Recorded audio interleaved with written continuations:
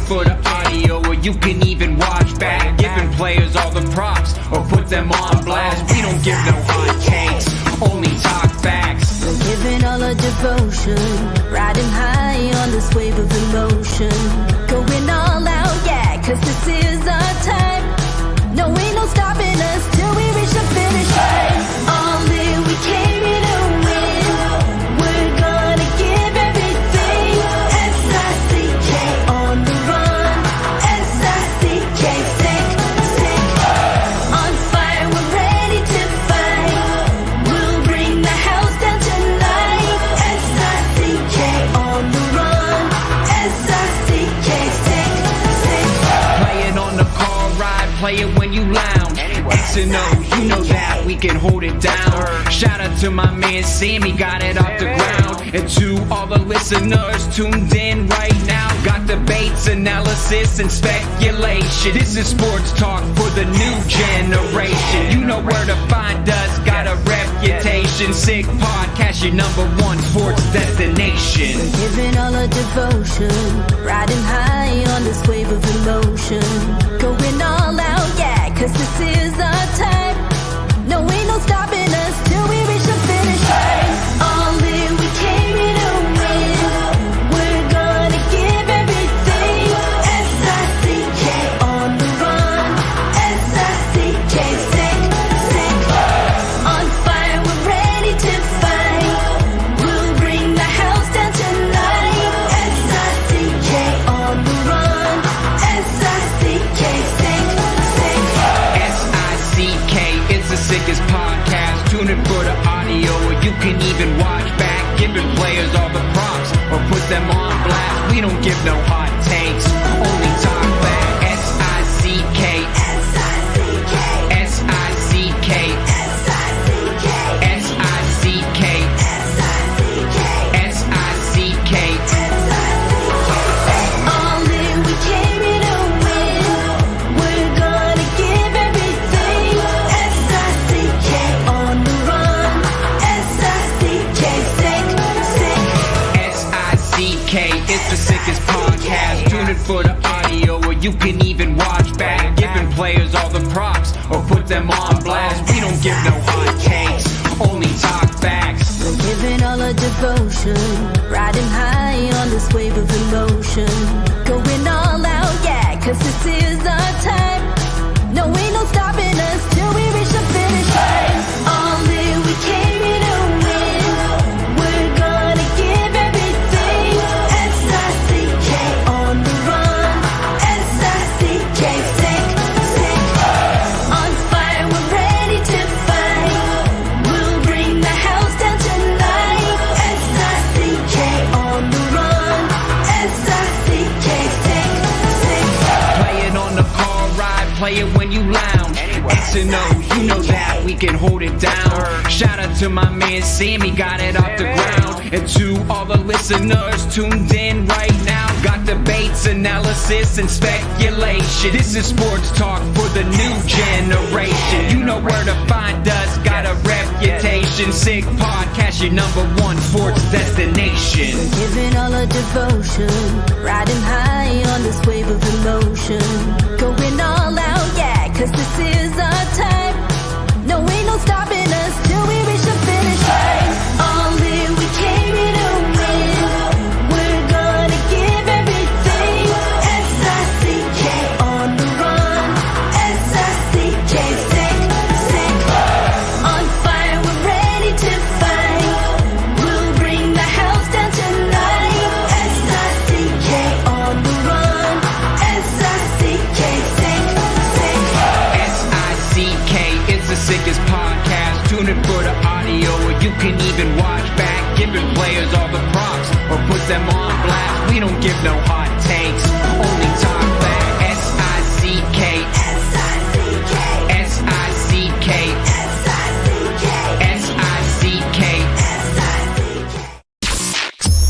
Turn up your volume. Because you're about to listen to The Sick Podcast. With Tony Marinaro. 55 seconds left in the penalty, a minute and 27 seconds left in regulation time. Boston 4, Montreal 3. Lafleur coming out rather gingerly on the right side. He gives it into Lemaire, back to Lafleur. The sickest Montreal Canadiens podcast. You're in the spot! Sports entertainment like no other. Rejoint, on lui fait perdre la rondelle, une passe devant. Et c'est le dégagement et ce sera la victoire des Canadiens. Coupe Stanley pour les Canadiens. Le 23e de l'histoire. You found the dogs! John, you found the dogs! He found the dogs! And all together, they worked a young team to the top. And now, a 24th Stanley Cup banner will hang from the rafters of the famous Forum in Montreal. The Canadiens win the Stanley Cup! Brought to you by Energy Transportation Group. Driven to be different. Bittt. Embrace your true nature. And Laraque. If the last time you went to Laraque was when the Habs won the Cup, it's time you went back to Laraque. It's gonna be sick. Marinaro on this Wednesday, February 8th. It is 1 minute past 10 o'clock right here on the Sick Podcast. Welcome everyone who's watching on YouTube Live, watching on Facebook Live, watching on Twitter Live. We got a busy one lined up for you today. And, of course, the Sick Podcast is brought to you in part by Bittt at Tibi. We talked to you about them a couple of days ago and finally introduced them yesterday, right? Brewed in Quebec, a winner of a dozen international awards. Bittt at Tibi offers quality microbrewery beers made with premium ingredients for everyone's taste. Bittt at Tibi, embrace your true nature. I have a case of 12. As a matter of fact, I have a couple of cases of 12. Thank you very much.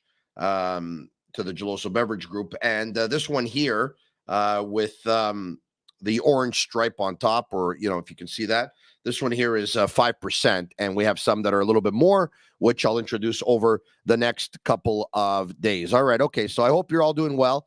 It's also brought to you in part by Energy Transportation Group, a leading full-service logistics provider serving all of North America, driven to be different, and brought to you in part by Laraque. If the last time you went to Laraque was when the Habs won the Cup, it's time you go back to Laraque because the menu will surprise you. I believe we have our guy. George Laraque is a regular every Thursday, but I'll tell you what happened here. Marc-Andre Perreault of TVA Sport, who's a regular every Wednesday, is actually doing a little bit of skiing in the United States of America. He took off last week. He actually gets back tonight, and he's probably getting back, a little bit later on tonight. So, we've switched them. So Marc-Andre Perreault is going to go tomorrow. I asked George if he could come on tonight. He said, yes, I think we have him. Let's get to him. If we do, there we go. There we go. On his favorite spot with his pillow nearby, naturally. What's going on? How you doing, Tony? How's the sound? The sound is much better than it's ever been. Oh, that's awesome. Thank you. All right. You're very welcome. Now, I personally hand delivered a mic to George today, which is pretty awesome. There you have it. You see that? Okay. The Sick Podcast with Tony Marinaro's Tascam equipment is supplied by Ericsson Audio, the choice of musicians, engineers, and broadcast professionals. So basically, George, you're doing this on your iPhone, correct? Yes. There's an adapter that is connected to his iPhone, okay? It works off of, I don't know, radio frequency or whatever it is, probably 2.4. And it connects with that little box that George just showed you, okay? And, there's a little mic that connects to that box, and it's clipped onto George's shirt. You can't see it at all. George, it's very, very good. All right, okay. So I'm glad we got you all figured out in terms of mic. There's 2 or 3 more collaborators. We're going to set them up with the mics as well, and then we're good to go. George, it's a year anniversary for Marty St. on the job. Mitch Giguere, who's a former assistant coach out of the KHL or in the KHL last season. This year, he's helping out the women's Canadiens hockey team. He's going to join me probably in about 25 minutes' time, and we're going to pick up on this with him as well. But how do you see Marty St. Louis' 1-year anniversary? Okay, so it's very tough to assess after 1 year what we could say about him because he has no pressure right now. He's coming in a position where nobody expects the team to make the playoffs. He's telling the young guys to have fun. If they make mistake, it's okay. And to be honest with you, there's even certain time where I thought he could have been harder on veteran, but at the end of the day, it doesn't matter because the games are not so important. They are important for the young guys, for the development, and they've been playing well. But at the end of the day, when you're looking at this team, he's learning like the ropes of being a coach in the NHL after 1 year. And, you know, Tony, it's going to be easier to judge him when he's going to have a team that should make the playoff. When you're a rookie coach, you come in with no expectation. It's really hard because any coach that would have been in this position, all your job is to get the young kids to play. And Ducharme was too defensive. It wasn't helping Caulfield. He couldn't score. Now you have a guy that was offensive all his career that is letting him go score, go have fun, develop, get his confidence back. But you know that when this team is going to be good, that's when we'll know how good St. Louis is because, you know, everybody said that they love him, all the young guys. Suzuki said he loved them. Of course, nobody's going to say otherwise when he's coaching them. But why would they hate him? So far, he's given him ice time. He's given him a lot of confidence. They have no pressure. They're having fun. But, you know, Tony, in a transition year like that, it's not the same thing. Playing for fun and playing to make the playoff is two different things. George, you know as well as I do that when players don't like a coach or they're sick of a coach's act, like you just said, they're not going to say anything on the record, but they will say stuff off the record. I can't speak for you, but not one player, not one person from the organization has whispered in my ear, this guy's no good. This guy doesn't know what he's doing. We're sick and tired of his act, this, that, whatever. He doesn't know how to coach. Nothing like that. Nothing. I think it's unanimous that he has the respect of the locker room, whether you're a veteran, whether you're a rookie, whether you've been in the league for a couple of years, whether you're a fellow coach, whether you're part of the management team. Everyone has a lot of time for Marty St. Louis. And the one thing that sticks out to me more than anything else, George, he has it in his blood. I mean, we read about earlier today, I saw this on social media, that in this week off, he went to watch his sons playing in a tournament, and he got there, and he went right away behind the bench, and he started coaching. Now, I don't know about you, but when I'm on 1 week vacation, no matter where I am, I don't feel like picking up the microphone and doing my thing. You know what I mean? And I love my job. I mean, I'd like to enjoy my vacation as much as I can. For this guy to get behind the bench, even if we're talking about at a much lower level, as they say in French, il y a ça dans le sang, George. But Tony, again, it's his son. And, you know, he was coaching his son before he's coaching the Canadiens. So to have it be back behind the bench for his son is completely different. So, you know, I wouldn't call it a vacation. It's like your son is with his busy schedule they has with Canadian, you try to soak in as much time as you can with your kids. But Tony, again, I'm going to go back to this first year. All the players like him, but again, he has not put any pressures on any players because they don't have to win. Think about it. He's in a perfect position to learn right now because it's okay. Why would guys hate him? He's letting him play. He's letting him have fun. He's letting him do mistakes, you know, and that's what you should do when you're in a transition year. So he hasn't been hard on anyone. He does, like, it's, you know, Tony, it's when a coach feels the pressure to perform, when a coach feels the pressure to be in a playoff, that's when sometimes things get tense. And then you're going to see how he's going to deal to adversity. Right now, there's no adversity. They could lose 5 games in a row and it's okay. You know, and that's why it's like, yeah, they all like him. I'm not surprised. Most coaches that have been in that position would be well liked too. But, you know, the future is going to, I can't wait. And I have no doubt he's going to figure it out, even though he's learning through the ropes.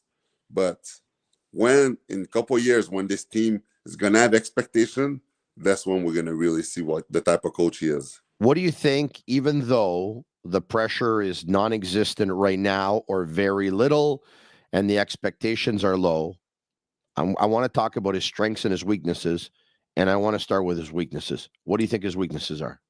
He doesn't call out guys. He doesn't. The veteran guys, the guys that are sleeping, it's almost like because it's a year that is not too important.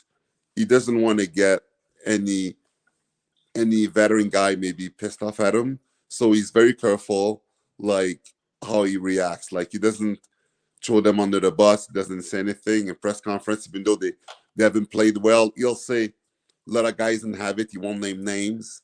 Yeah, but George, when is that ever a good idea? Calling out guys in the media, when is that ever a good idea? Tony, sometimes when it's always the same veteran guys, you have to do it. You have to send a message. But those are the guys they want to trade, George. Yeah, I understand. And I know you're 100% right. But when you're a coach, you're going to make guys accountable. You're going to make guys accountable, Tony, because if you want this guy to respond and to respect you, you have no choice. You have to show the other players that if you're not playing, I'm going to call you out. If you don't call people out, it's always the same people that are sleeping. Like, what does that say, Tony, to all the young kids? You know, like, it's okay if you have a bad game. You're gonna keep playing. It's okay if you don't have a best effort. It's okay because I want to help the management. I'm gonna showcase these guys as much as I can. So we hope we get a second or first round pick for them. Come on. He asked me about his weakness. Is the fact that there's no accountability. He said in training camp that he's gonna go with effort, right? The guys that are deserving in ice time. Maybe it doesn't come from him. Maybe the management is saying, listen, yeah, we have to showcase these guys. You have to play them. But again, that's why, Tony, it's so hard to judge because he's in a position right now that with no expectation and with some veterans you have to showcase, does all the coaching decision comes to him or he's imposed some of the veteran that has to play? It's hard to say, right? So I give him the benefit of the doubt in it, but if there's only one thing that I would say is that he's not severe enough. A coach should be able to, like, sometimes you have to be hard on guys. They haven't back skated once this year. Not one punishing skate, Tony. Not one. So again, we could say it's a year that doesn't matter, but you got to implement still discipline. Because if you don't, over the years, if you never do that, guys, they'll never have accountability. You're gonna think I'm crazy what I'm gonna say here, but I'm gonna say it anyway. And I think deep down inside you're gonna agree with me. I just don't know how I'm gonna make my point across, though. Okay. Coming down on guys, calling them out, bag skating them is probably gonna end up getting a reaction out of guys, and it's probably gonna end up getting a reaction where they turn it around and they probably win games. Kent Hughes said something earlier this season, right? Losing too many games is probably not a good thing, and winning too many games is probably not a good thing either.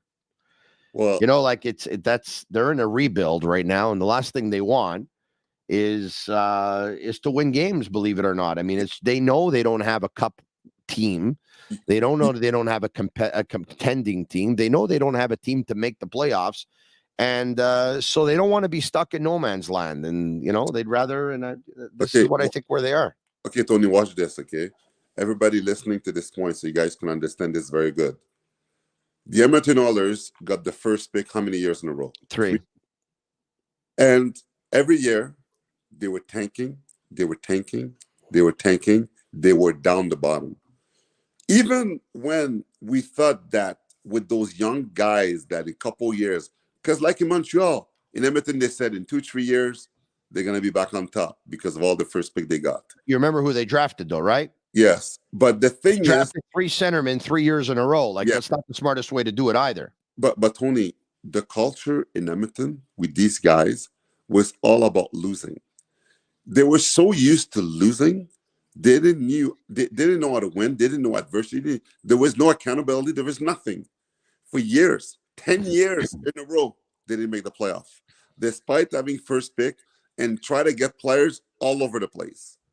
In Montreal, what people have to understand is that if there's no accountability and you don't teach the right habit to those young guys that in 2-3 years are supposed to take you to a playoff and maybe 4 or 5 a chance to win the cup, it's never going to happen.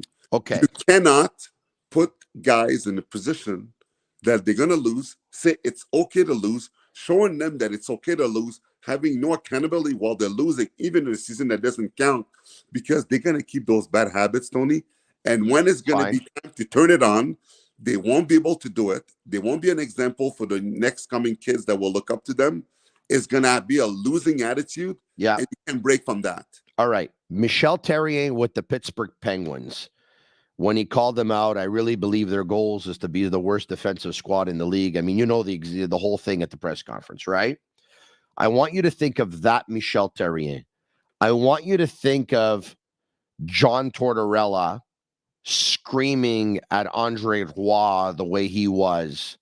I want you to think of Mike Keenan yanking his players or yanking his goalies and tugging on their shirts, right?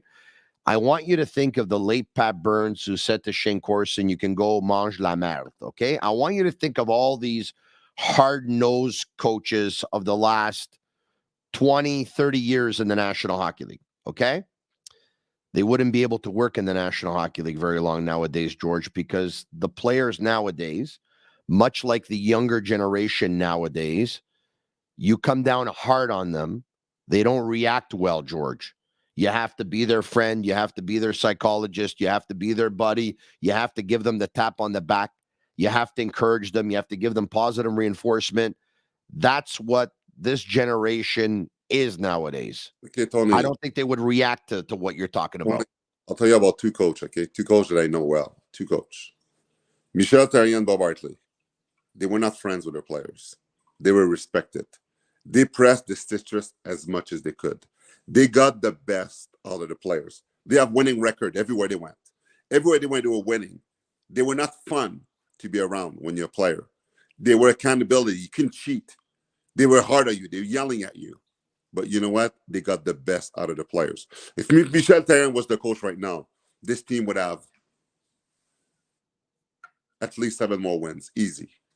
It's easy. What, yeah, but, Tony, and I know it wouldn't matter. It wouldn't matter. I understand that. Anyway, but what I'm saying is that these guys, they know how to win. And they would modify their style a bit because you can't, some of the stuff you can't say anymore, you're right. But there's coach like Michel Therrien, Bob Hartley, guys like that, they're emotional. They're motivational. Like those coach with team, they're there for 3-4 years max. Because that message after a year doesn't work. Because you really, really hard on them, eventually doesn't pass. But when these guys are there, especially with a young team, guys are learning how to win. They're learning good habits. They don't cheat. They go all out. And that's why with young team, coach like that, it's good. Some coach that are too mental, man, it doesn't work. At the end of the day, you're a motivator behind the bench. You're going to motivate your teams. You're going to yell at them when they make mistake. You're going to make them accountable. And they have to know that if they fucked up, they're going to be yelled at. They're going to be embarrassed at sometimes. And then it'll force them to try harder. And I had Michel. I played 13 years in the NHL, Tony, and I had Michel. I had him as a coach. He was hard on me sometimes. But you know what? I understood it. And I loved it. I won the Memorial Cup with him. I went to the Stanley Cup final with him. Like, he knows how to coach. He knows hockey. And you know what? He got the best out of everyone. And I have nothing bad to say about him. Some guys, yes, are more sensitive. But you know what? The NHL, to get there, you have to have a thick skin. You're in a competitor, you go in war. And you have a guy behind the bench that is going to war too because his job's on the line as much as yours. He has to win, you have to win. You can get traded, you can get kicked out, you can get released. You have to perform. So as a coach does. So they do everything that they can to get this team to win. And that's why for a young team, I think it's good. And you ask me for Marty's weakness, I'm not sure how he's going to be when this team's going to have to win, but he's going to have more accountability, be harder on these guys, because if he suffers the guys in 2-3 years, they're never going to win anything. Because you have to be hard on guys to win, Tony. Well, you know, I will say this, though. I will say this, and maybe he will be harder on guys when they're expected to win. But he made Mike Hoffman a healthy scratch. He probably didn't call him out, but he made him a healthy scratch, and he told members of the media his play right now is just not good enough, okay? He made Dadonov a healthy scratch, so I think he sent some messages. Anyway, so that's his weakness. What's his strength? Well, his communication with the guys is obviously very good. Like, you see how he's talking to all the guys, and the confident. Like, Caulfield was lost last year, and his confidence when he got in, they got him back. You know, we were wondering one time if he was an NHL player when we sent him to the minors, and he got him back on track because Ducharme played with his head. You know, the young guys, the way that they're playing right now, you could see that under him, the development is good. The only guy that is lost a bit is Slavkovsky, but that's another story.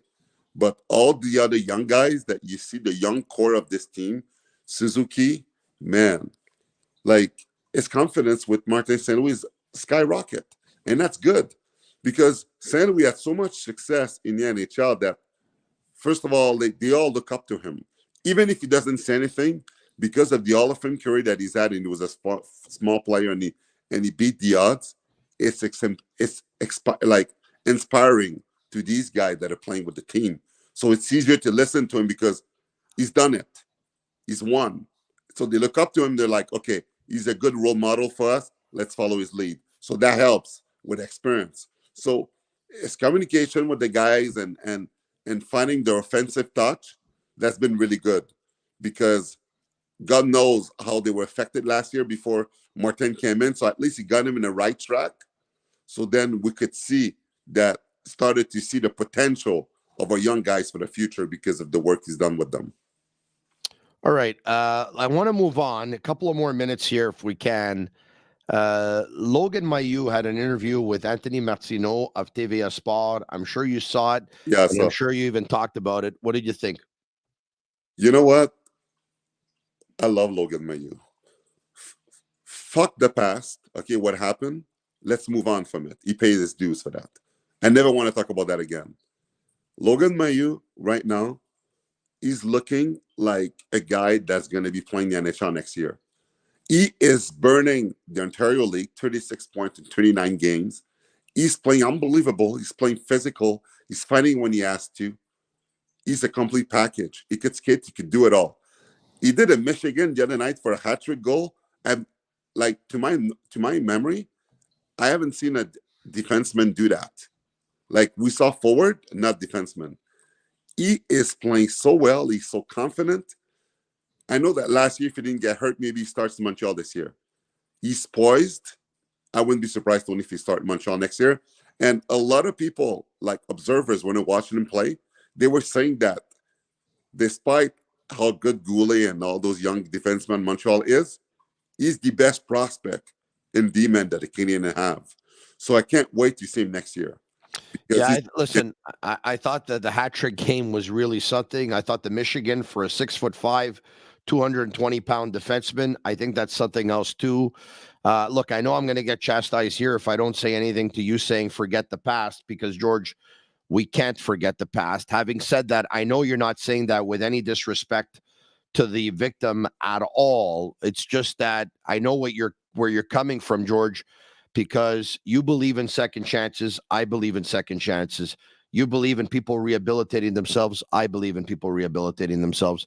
You believe in people learning from mistakes and being able to, make a difference in life after that. And hopefully Logan Mailloux has learned from his terrible mistake that he made as a 17-year-old. And, he was 17. It doesn't erase the fact that it was a bad mistake. And obviously everyone feels for the victim, but if you believe in second chances, well, you can't always come back to it either, right? You either believe in second chances or you don't. And the guy, he paid his debt to society, and he talked about it, and he was remorseful, and he was part of a program also. And, he's so young also. And we've talked about it a lot. Just the fact that he asked the team not to draft him, he recognized how wrong he was, and it's just that after a point, like you said, people have to earn a living. You know how many people in power right now, we could talk about how they've had second chances. People in politics that got second chances. There's so many people that we could talk to that we look up to right now that had second chances. And, and it's fine. And him, young kid, He did a terrible mistake. It's in the past. Paid his due for it. He was remorseful for it. Now he's trying to be a better human being. Now he's playing hockey. And I'm sure that his entire career is going to compose himself as a role model now after what happened. He learned his lesson. And that's why I said, let's move on. Let's watch him play hockey. And George, I'm going to tell you something, and I know this sounds bad, but I'm going to say it anyway because this is the truth. This is the way it went down. The Canadiens knew they were going to take heat for drafting Logan Mailloux. Did they think that they were going to take as much heat as they took? Obviously not. They thought that they were going to take enough heat so that they could actually they could actually, they would be able to weather the storm. Exactly. Okay. Yeah. But I'm going to tell you this: when they picked at 31 or whatever it is, when they picked Logan Mailloux, they thought they were getting a steal. They thought they were getting a top 10 talent in the draft. And they did. And you know what? I spoke with somebody that was in that room that night who said to me, this guy in a couple of years is going to replace Shea Weber. Yeah. And it's crazy. Those are big words because Shea Weber had an amazing career, but he's 6'5", he's 220. He shoots the puck harder than probably anyone in the National Hockey League right now. And Tony, it's crazy because of the Montreal market, they shouldn't have drafted him. They shouldn't have known what would have happened. But at the same time, they did get the steal of the draft by getting him. And the guys that got him are gone. So now the new management are there. Give him a second chance. They didn't draft him, and it's okay. It's the best. They're in the best position right now, and you have the steal. So it's weird, but it's going to end up working out for the team. I hear you. Lane Hutson, based on what you've seen, based on what you've heard, he's in the discussion for the Hobey Baker. What do you think? Man, I'm looking at his numbers that are actually better than Makar.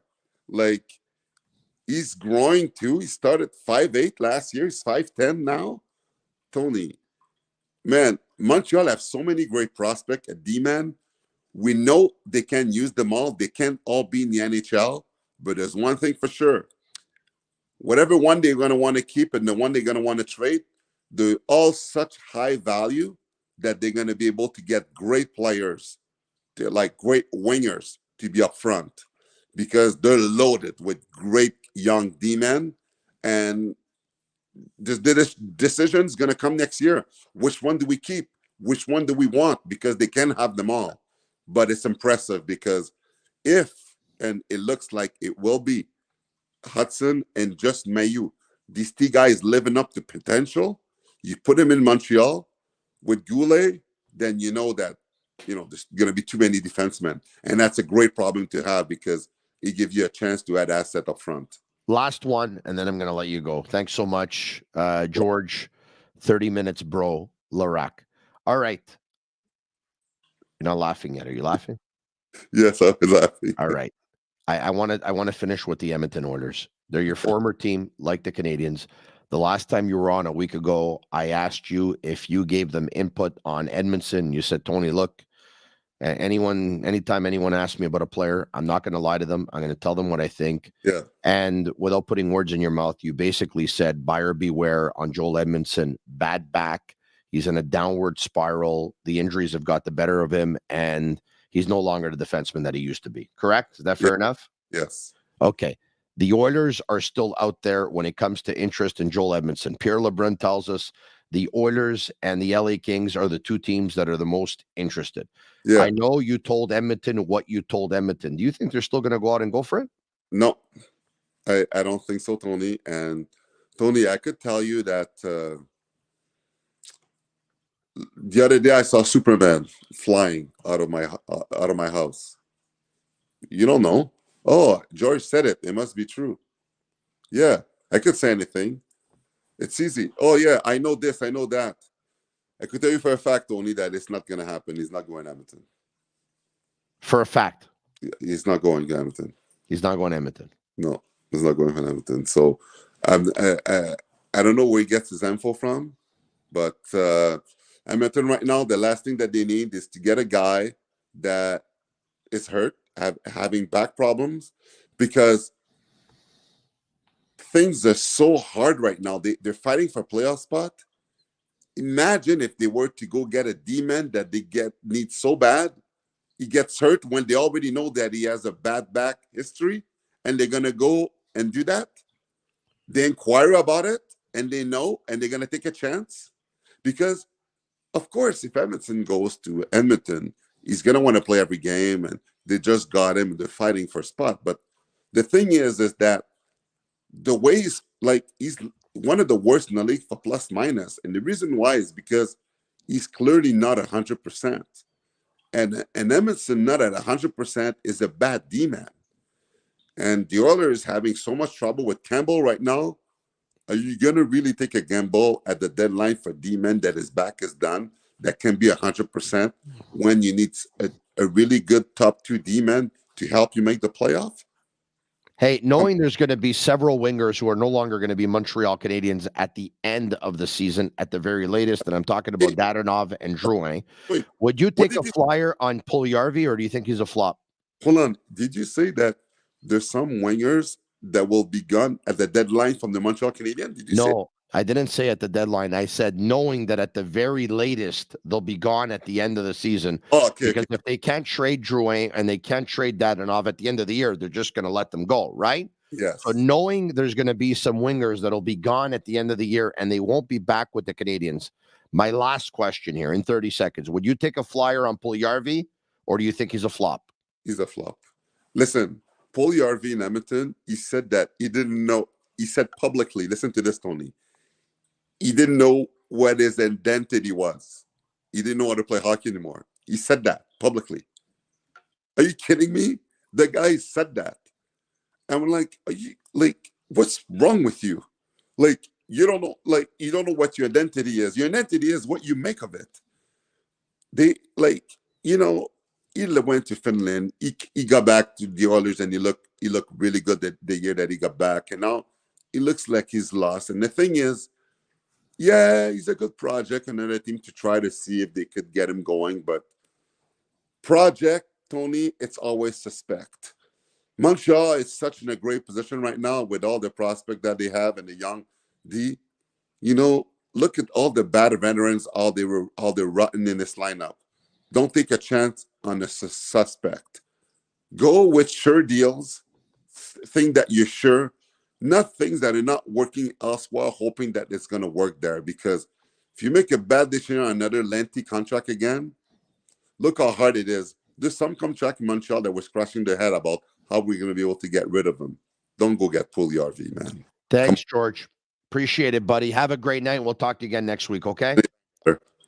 All right. There you have it. Big George Laraque. From one great collaborator to another, Mitch Giguere. You saw him last week. We brought him back tonight. How you doing, buddy? I'm doing good. What about you? Well, I'm very happy to talk to you tonight. I'm doing okay. Thank you. Because, of course, you have a lot of experience in coaching. You've been doing it for a very, very long time.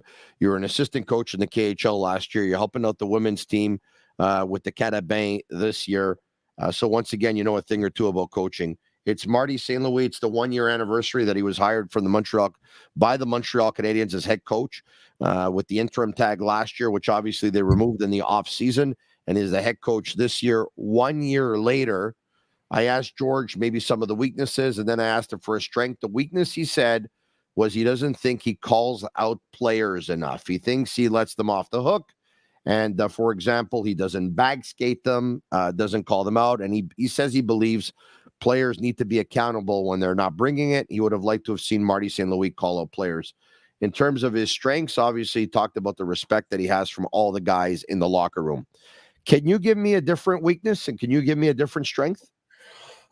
Weakness. I think George he's right at certain points, meaning that you see some players that are just lack of work ethic, doesn't work, and they're still playing a lot of minutes. And on the flip side, I think he's not really playing with his lines or with the players. I mean, a couple of games ago, they played 11 forwards, meaning you can flip some of the players who's hot and who's cold. And this is how we kind of found Harvey Pinard in the first line, and he had such a great breakout game that game.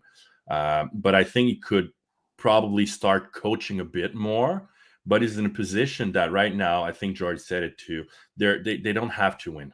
So it's a bit different. And the trade deadline is coming, meaning who's making the decision for the lineup? Who's making the decision on who's going to play? That's the biggest question mark at the moment. And obviously down the road, with the pressure from the Montreal Canadiens, because they cannot lose like that for 2 or 3, 4 years, no matter if we're saying they're rebuild, tank thing. That it doesn't work like that in Montreal. It's going to be a year or two, and after that, if you do not start winning, you might be in big trouble. So from there, my question is how Marty is going to be able to respond to that, because if you're whoever it is, second line player doesn't work hard, what you're going to do? Are you going to try to create something, call him out, sit him on the bench, put him in the stands? How is going to be the communication with him?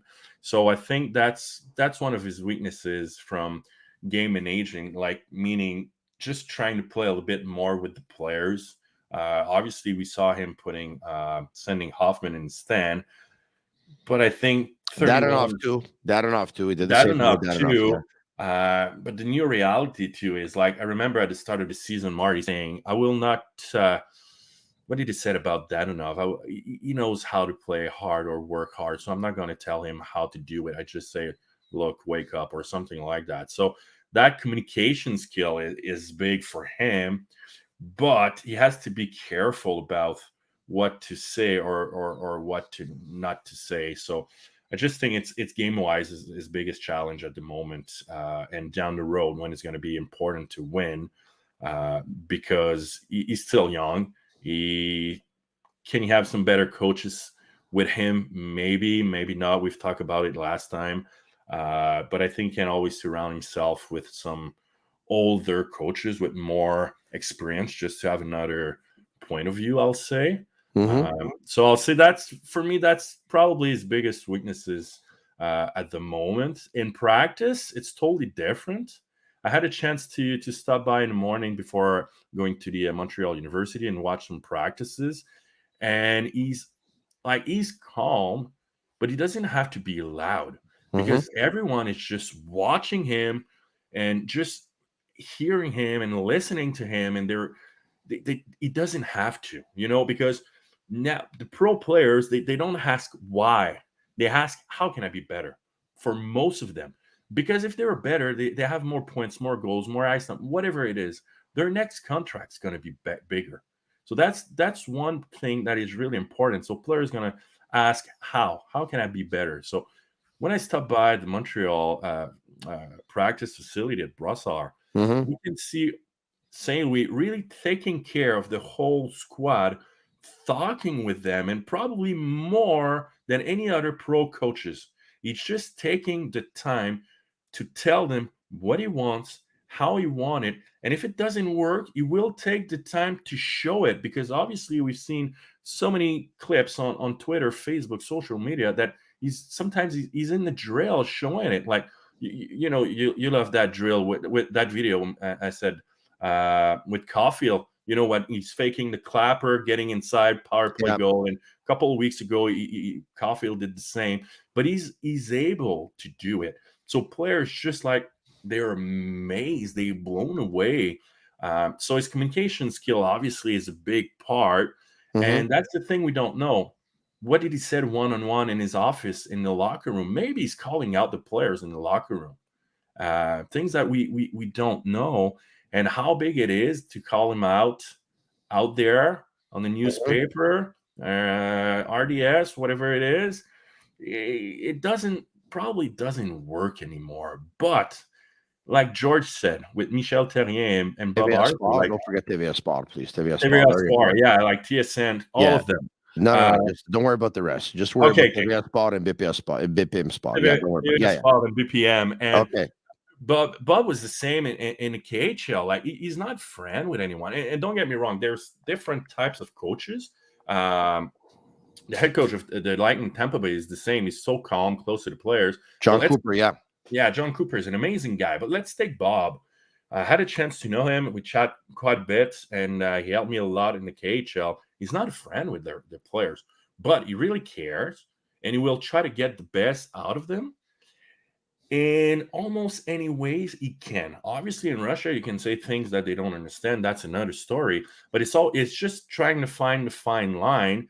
But his communication skill is so good that I think it will help him down the way big time, more than anything else. Because at the end of the day, that guy played everywhere, did everything, was not supposed to be there, was not supposed to play there. And he's one of the best forward who played the game. All right. No, so you're right about that, and it's a very, very good point. What would you say his? When you talked about you talked about dropping by and watching his practices, right? What do you think of the fact that he's a really strong believer in a lot of small-sided games, a lot of work done in very, very tight spaces, so that you can exercise the hockey brain a lot, so that you have to make decisions very, very quickly. And he believes by playing small-sided games as well, your reaction time, you're reacting very fast. If you can get out of tight spaces, become a smarter hockey player, become a better hockey player. What do you believe in his way of seeing the game? His philosophy is he sees it as puck possession. He sees it as, if you lose the puck, try and get it back right away. He sees it as, trying to play a very cerebral game. He sees it as more of an instinct when it comes to offense and less of, pre-planned of, dumping it in and chasing it and going to get it. Your thoughts on the way Marty St. Louis sees the game? Well, the small area games is so good, meaning like I do small area games for years now, like decades, because you can work basically everything you want within that small area games. And we have to think that Marty is not doing like a 90-minute small area game in like one half of the zone, or it's not like that. It's just like he call it in French concept. So in English, concept, I guess. I don't know what the word he was using for, but meaning that, okay, you have, let's say on rushes, what we want for, let's say, a 1-on-1, 2-on-1, 3-on-1, but not, okay, we should dump and chase, we should crisscross, we should delay. It's just about rules or fundamentals that from there, everyone will be on the same page. And from there, everyone can use their instinct, read and react, and make the best play out of it. That's the biggest difference with him. Then coaches, okay, 3-on-2, we should try to go across and F2 middle lane drive, and F3 just pop out, or it's a bit different. The other thing too with Marty is he will his pre-scout, and the way he will talk about the opponent is not, okay, guys, let's take a forecheck. You will not try to show, okay, that's a 1-2-2 forecheck. So here's F1. Flushing down the wall, locking. Here's F2, you're holding the dot lane and you're backing up. F3, he will not go like that. You will say, okay, they're playing 1-2-2. They have F1 there, F2 there, F3, they're backing up. This is it. Now, here's what we're going to do. And now they're talking about how, let's say, the Winnipeg Jets got beat in that 1-2-2. So he's showing clips. Okay, they did this and blah. So now players have an overview of, okay, what can we do to beat them? And not, okay, it has to be this, it has to be that. We have to think, no, here's all the options. Here's how they got beat the last couple of games, and try to make the best decision out of it when you have the puck. So that mentality is just different. And if we remember a couple of years ago when the St. Louis Blues won the Cup, I had that clip. It's on my Twitter, by the way. And they were talking about the mentality of the Blues, and it was hang onto the puck. So they were trying to keep the puck as long as possible when they do not have options. Because now a lot of teams is jump and chase. You don't have place it and try to, we'll see what happened. But then it was, okay, load it high, try to take the middle, no options, or somebody's in the shooting lane. Don't force the play. Backboard, we're going to create a battle because they have F2 on the outside post. There's going to be first We're going to retrieve it. We're going to have a second quick. We're going to support, but we will still maintain possession of the puck.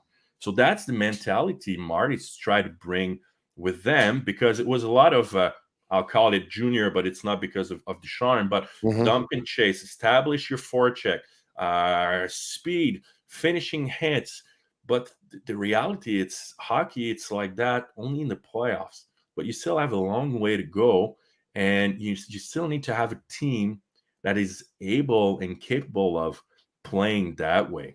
So just to go back to your question, in practice, Marty is just taking a lot of time to give them a lot of options so they can read and react and figure it out on, okay, I feel comfortable to do this or that, and more instinct than just, okay, like I said, F2 always to be like that. Yes, but sometimes no. So try to make the best decision. And obviously working smaller games, you have more puck touches, more skating, whatever it is, skating, tight turns, punch turn, pivots backwards, more shots, more passes, more skills, more communication, heads up. There's so much more stuff that you can work on man, breakouts, power play, PK games, breakouts, rush, transition, one-timer.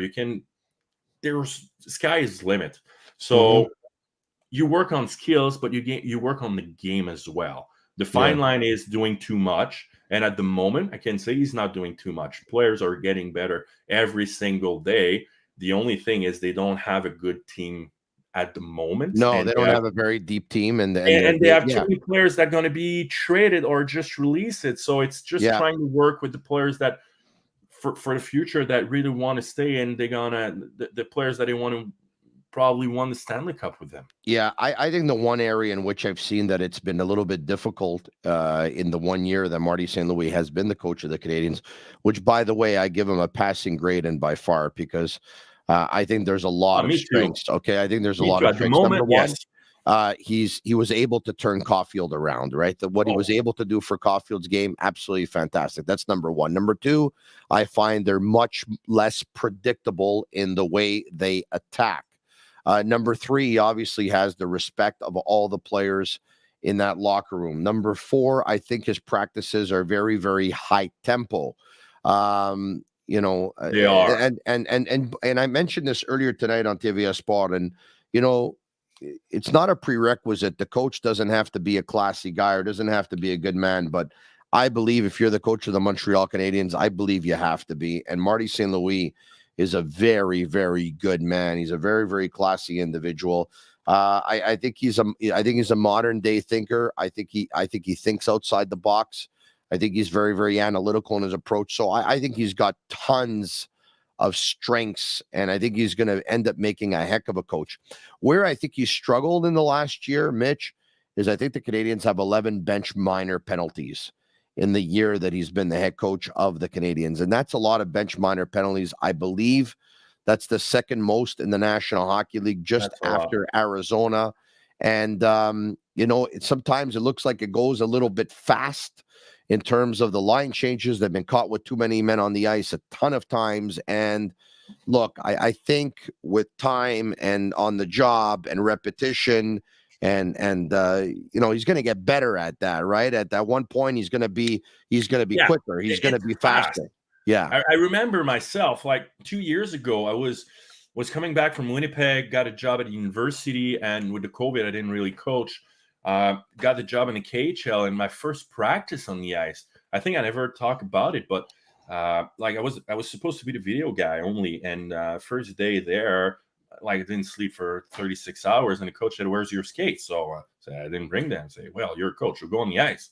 Okay, so practice was probably 45 minutes, and honestly, Tony, I was standing right in the middle, the center ice face-off, right on the dot. I didn't move there because I was like, "What's going on here?"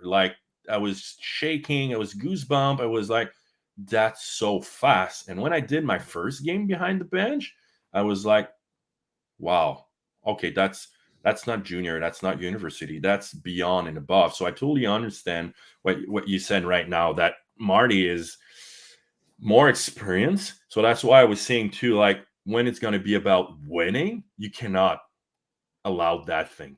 But the question is, out of 11, how many of them was most of them on the 5-on-5 or after a power play? Because you know sometimes you that have I'm not sure. Yeah, forwards, but you know what I mean. Sometimes you have 4 forwards and somebody forgot. So I could understand 5-on-5. Like sometimes you call the lines and players are just puck watching. Somebody else is coming from back checking from behind and they're not watching. They're going miscommunication on the bench and. So sometimes that could be this, but 11, that's no excuses. That's a lot because especially their PK is not awesome. So it's probably 5 or 6 goal against and doesn't look good. Playground, over 600 machines, poker tournaments, and playground casino games, daily promotions, and unmatched customer service. Why go anywhere else? Located just over the Mercier Bridge, only minutes from downtown Montreal. There's talk that CF Montreal, by the way, has acquired a player who's a hometown boy. I'm going to talk to you about him in just a minute. But in this final minute here with Mitch Giguere, Mitch, the Canadiens, it was about 10 days off by the time they play their next game, which is going to be Saturday afternoon when they host the New York Islanders at 12:30 in the afternoon. And then Sunday, they host Connor McDavid and the Edmonton Oilers. So, when they come back to practice 1 week later, so you've been off for a week, mostly everyone went down south. They went away. They went on vacation. When you come back, what do you do? What's the one thing, the point of emphasis in terms of practice for the couple of days that they come back before they play their first game on the weekend? There's different coaches. Like I know a lot of coaches going to push them so hard, like, okay, get back on track. And it has to be like before on my end. And it was the same in the KHL, by the way, because we had like 3 times almost a full week off for the World Championship or any other reason. And the first practice was first thing first, getting back on the ice, feeling the ice. And it was all about flow and pacing drill. We try to push them as much as possible, but not like in a battle situation, 50-50 breakouts. It was just flow, pace, trying to push them. And starting the second day, now we were creating a lot of battles, a lot of retrieval, 50-50 battles, going back into the system concepts because we don't have a lot of time before the next game. And it's all about, at the pro level, it's all about how the players feel as well. Mm-hmm. So obviously you want them to get back in shape, but you don't want to push them too hard for injuries and stuff like that. So the first day, it's just go back on the ice, whistle, not a lot of teaching. And from there, the second day, you just go back as the same way as the week before with your practice game preparation video and all that stuff. All right. Great contributions by you. Thank you very much. I very much look forward to talking to you again next week. I thought you brought it again tonight as usual, Mitch. We'll talk to you soon. Tony. You're very welcome. Yeah. All right. Okay. Thank you very much. All right. Tonight, earlier tonight at 6:37 p.m., there was a tweet that went out that already has over almost 41,000 views. All right. And the tweet was from a gentleman by the name of David Van Den Breck, I believe, who's a journalist out of Belgium, and he wrote something. And thank God for Google Translation here. And he wrote #Antwerp. This is it. Okay, if we can see it here. There you go. There you go. All right. See that? Okay. Jules-Anthony Vilsaint, 20. The Canadian striker returns to his home country and signs in the MLS with the Montreal CF Montreal, of course, of Olivier Renard and Hernan Lozada. The great old will let it go for free, but negotiate a percentage on the resale. Okay, so that was the tweet. Okay, and once I saw that, I tweeted, according to this report, striker Jules-Anthony Vilsaint has joined CF Montreal. It's about time they listened to me, I wrote. Why? Because back in 2012, so 11 years ago, I tweeted this. The best player I have seen in Montreal is Jules-Anthony Vilsaint. 9-year-old playing up with U10 Delta Laval. The kid has it all. I was really happy when I read this report tonight. I was really, really happy to see this. I've known this young man for quite some time, and I'm going to tell you my quick story. So he's a 2003 born, and my eldest is a 2003 born. So they were both playing 1 year up. Jules-Anthony Vilsaint was playing with Delta Laval, and my son Anthony was playing with Lakeshore. And Anthony's team went to a tournament in Quebec. And I started, reading up on the teams that were going to be there. And I had heard about this young boy who played for Delta Laval by the name of Jules-Anthony Vilsaint, that at pretty much every tournament that he was going to, he was lighting it up. And I did a lot of research on him. And every time there's a player that has a lot of talent, I'm interested. I want to see what they're doing. I want to see how they're doing it. I want to see how they play. I want to see them for myself with my very own eyes. So this tournament's in Quebec City, and we go to this tournament. And so Jules-Anthony Vilsaint's team beats my son's Lakeshore team by a score of 6-0. And Jules-Anthony scored a couple of goals in that game, one of which came from pretty much midfield on a rocket of a shot that just sailed over the goalie's head. He had a really, really strong shot right then and there, as young as 9 years old. And so that was that. And then at the end of the game, I leave, and I'm a little bit hungry, and I walk into a restaurant to get a bite to eat. And there's this gentleman who approaches me, and he says to me, "Hey, you're the guy on 110%, or at the time it was Laraque 5 television." And I said, "Yes, I'd like to introduce myself." And I said, "I know exactly who you are. Your name is Jules Vilsaint, who's his dad, and you're the father of Jules-Anthony Vilsaint, and I know how well he's been doing in tournaments and stuff like that." And he looked at me and he goes, "Yeah." So anyway, when he left, we were in the parking lot together, and I said to him, I said, your son's he's a phenomenal talent. He's excellent. And he said, "Thank you very much." And he was with his wife. And I said, "You're very, very welcome, and all the best to your son." Little while later, I got word that, there was a group from Montreal that was going to be bringing kids in the 2002 age group to Spain and Portugal to play in a very prestigious youth tournament. And the second I found out about it, I felt like this kid's family needed to know about it, because I felt like that kid needed to be there. And so I called their coach. He gave me the dad's number. I called the dad and I said, "Look," I said, "I met you that day in Quebec City, and I found out that there's going to be a youth tournament in Portugal and in Spain, and there's going to be tryouts that are taking place. And I think you should bring your son to the tryouts, because there's no doubt that he's going to belong in that tournament. He's a terrific player." And he said, "Thank you very much." And he brought his son to the tryout. I brought my son to the tryout as well. And as it turns out, they both played for a Montreal team at this Mundialito tournament. They played, both of them, their first year, I believe they were 10. And the second year, I believe they were 11. So they played 2 years in a row. So I had a chance to see this young boy do his stuff. And I hope we have some of the images here. But I saw him score many goals in these two tournaments. And this one here is versus the Glasgow Rangers Academy,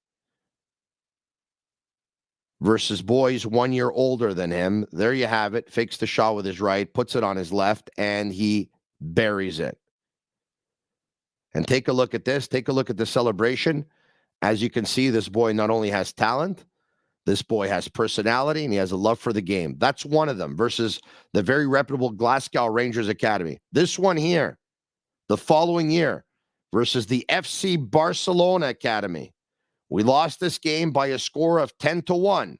That's our lone goal. Did you see it? What a rocket. Takes a very special player to score a goal versus Barcelona's academy, because you don't get too many chances versus Barcelona. Did you see where he put that ball? He's 11 years old. He put it under the 7, top corner. And one more, why not, versus Sporting Clube do Portugal. This is the same academy that Cristiano Ronaldo grew up playing in. And there you have it. We lost that game by a score of 4-1. I believe that goal narrowed the lead to 2-1 at the time. We lost by a score of 4-1, but there's another big goal. So Barcelona's academy. Lionel Messi grew up in Barcelona's academy. Sporting Clube de Portugal. Like I said, Cristiano Ronaldo grew up, and those are great academies with great players. And you know what? He was just as good as the best of them. So now I'm going to say this. I've seen a lot of youth soccer, right? Having two boys myself, a 2003 and a 2005. And, they both ended up playing 1 year up at times. So I would see them play with the 2002s and I would see one play with the 2004s. I've watched a lot of games, not to mention that a lot of people have golf as their pastime. You know what? They'll go out a couple of days a week. They'll spend 5-6 hours on a golf course. Well, I don't play golf. I do like to watch soccer. So even when my boys are not playing, I can go out on a weekend and I can go from one park to another park, watch a couple of games. And the next thing you know, when the summer's all said and done, I probably watch about 20 games a piece that my boys play in. And I probably watch another 30 or 40 that other boys or girls play in. So I've seen a lot of players and I've seen a lot of games, especially here in the province of Quebec. The three players that made me melt the first time I watched them play soccer, that kind of like just, captivated my heart, were Jean-Yves Ballou-Tabla, who's a 1999 born, Ishmael Kone, who played for CF Montreal last season, which they sold to Watford for about 8 million euros. He's a 2002 born, and Jules-Anthony Vilsaint. Now, I've seen a lot of great players in Quebec, or very good players in Quebec. But these three players, they were difference makers. They had talent. They had both feet, right foot, left foot. Jules-Anthony Vilsaint's, he's a natural right footer, but you would never know it. His left foot is just as good. These three players had X factors, right? They all had something different than other players. This, of course, is in my humble opinion, and it's with all due respect to all the players that have ever played amateur soccer here in Quebec. So, I saw Jules-Anthony Vilsaint as young as 9 years old. I saw him do great things with Delta Laval for a couple of years. He went on, he played with different clubs. He played with a private academy. And then I saw him represent the region of Concordia back in Les Jeux de Québec. Les Jeux de Québec, and his Concordia team won the Jeux de Québec. He scored 12 goals in 4 games, including 2 in the final versus the South Shore Rive Sud in a 2-1 win. And his second goal was a free kick that was taken probably about 35 yards out, as close to the sideline as you can get, probably within a foot from the sideline. And he lined up, it was on the right side. He lined up and he took it with his second foot, his left foot, about 35 yards out, and he put it right in the top corner. Not a lot of players can do that. I saw him play a game where I believe his team won something like 7-1. I believe he was playing for Panelinos, and I believe they beat Saint Laurent. It was probably 7-1 or 8-1 or whatever it was. I think he scored 5 goals by himself. It was unbelievable. I saw him play a game versus NDG. The game was tied at 2. NDG tied it up with about 3 minutes left in the game, or 4 minutes left in the game. And he took the ball right off the kickoff. And instead of passing it to his teammate, he kicked the ball and he put it right over the goalie's head. This is off the kickoff, and they won the game by a score of 3-2. He led his team. He was a catalyst in helping his team finish second place in the league championship, which was good enough to qualify for the Canadian Nationals because they were taking place in Montreal. And so when you're the host city, the top two teams make it. His team got to the final versus Woodbridge. Ultimately, they lost. He was playing through an injury. He was still really, really good, and he was controlling the midfield. So, I've seen him control the midfield. I've seen him play either wing. I've seen him play 6. I've seen him play 8. I mean, he can play any position. I've even seen this kid play in goal. He's a natural athlete. That's right. I saw him play goalkeeper for a tournament. It was unbelievable. And long story short, a couple of years ago, I went to a CF Montreal game, and he happened to be there with his dad, and I crossed paths with them. And I saw an agent who's based out of Quebec, and I said, I want to introduce you to this player. This player, in my opinion, is going to be, he's going to be a Canadian sensation. And this kid is going to play pro, and he's going to end up playing for our national team one day. And the agent looked at him and said, who do you play for? And he told him, well, I play for Panelinos here in Quebec. And it ended there. He has very, very supportive parents, great parents, who have made tremendous sacrifices for him to get where he's at and to live his dream. And they, when no one was calling and no national program was calling, they went out of their way and they brought him to Portugal, and he trained in Portugal, and he was just, practicing and stuff like that. And you know what? He caught the attention of Sporting Clube do Portugal, who offered him a tryout. And he was there for, about a week and a half before they gave him the green light. And they said, we'd like to have you in our academy. And then at one point, I think COVID hit. He made his way back home, and he ended up getting himself to Lille. And he was with the reserves of Lille. He played, a game with them about a week after he was there. And I think in the first 15 minutes that he played, I think he scored a couple of goals. So Lille said, no, you're staying here. And he stayed at Lille for a while. Then there was a change with their president. And so a few things that were on the table were no longer on the table. He ends up going to Royal Antwerp in Belgium because his former coach with Lille had a connection there who put him on the Jules-Anthony radar. And they fell in love with Jules-Anthony Vilsaint. So he goes to Antwerp, and he ends up playing for their U21 team a year ago. This past season, he starts playing with their U23 team, and he got a little phased out of the system over there. And sometimes that's just the way it works. When you're a Canadian player, it's not always easy going overseas because organizations have their preference, players that were there before you, maybe players coming in, and it's hard to take a spot of one of the players that was there. He got a little phased out, but, it's funny because last year I was at a CF Montreal reserve team game. My son was playing in the game, and Jules-Anthony Vilsaint's father happened to be there at the game. And so I went over and I said hello. And as I said hello, Olivier Renard was walking in our direction. And I said, Olivier, I'd like to introduce you to this gentleman. His name is Jules Vilsaint, and his son is Jules-Anthony Vilsaint, and he plays with Royal Antwerp's reserve team. And they had a conversation, and I'm not saying it started because of that, because I'm sure that he knew of him for sure, and he must have, I don't know if he was on his radar back then, but I'm happy that he's on his radar now. This news today made me very, very happy.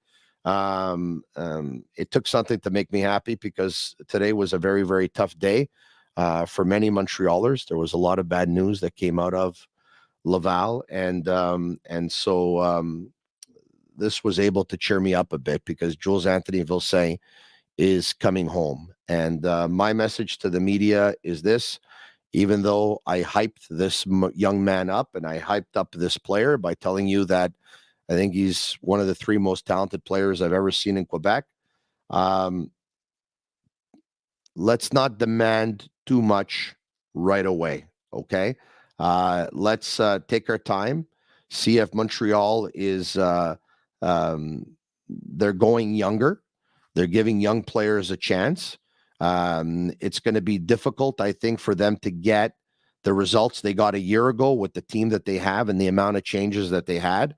but we know what their philosophy is. They want to give young players a chance to put themselves on the map and to bring up their value and at one point be able to move them to something bigger and better. So let's be patient with him. Let's not put too much pressure on him. He's an incredible talent. He's going to have a good support staff. Once again, I talked to you about his family. Very, very supportive. They're very, very tight. He loves soccer. He loves to play the game, and he's at peace when he's on the field. And I'm going to be going to more CF Montreal games going forward because when Jules-Anthony Vilsaint was a kid, I used to get out to watch as many of his games as possible. And now that he's with CF Montreal, I'm going to get out to watch as many games as possible. So this is a great signing. A very talented player is coming home, and that's always fun. And I wish him all the best. I haven't seen him in a while, but I'm looking forward to seeing him on the pitch. And I wish him all the best. And all the best to CF Montreal, and all the best to all of you. So thank you for watching. Thank you for listening. I hope you enjoyed the podcast. A shout out to sportsbuffshop.com for all your sports licensed lifestyle apparel, including hoodies, caps, and t-shirts of your favorite teams from all major leagues. And use code SICK10 for 10% off on all of their items. There you have it at sportbuffshop.com. And if they're going to have a CF Montreal jersey, well, I'm going to order one of Jules-Anthony Vilsaint, but I'm going to have to wait because I don't know what number he's going to wear. Great news that was. Once again, thanks everyone for watching. Tomorrow night, guess who's coming on the program? The WWE is coming to town next week. The Undertaker is going to have his one-man show next week on Thursday. WWE SmackDown is next week on Friday. And, the Saturday, and a couple of Saturdays from now, it's going to be WWE's Elimination Chamber. And in the main event, it's going to be Roman Reigns versus Montreal's very own Sami Zayn. Sami Zayn will join me on the Sick Podcast tomorrow night. And if all goes well, Mapper, Marc-Andre Perreault, will join me right after that. It's an appointment. Weeknights, 10 p.m., the Sick Podcast. Same time, same place. On YouTube Live, Twitter Live, Facebook Live.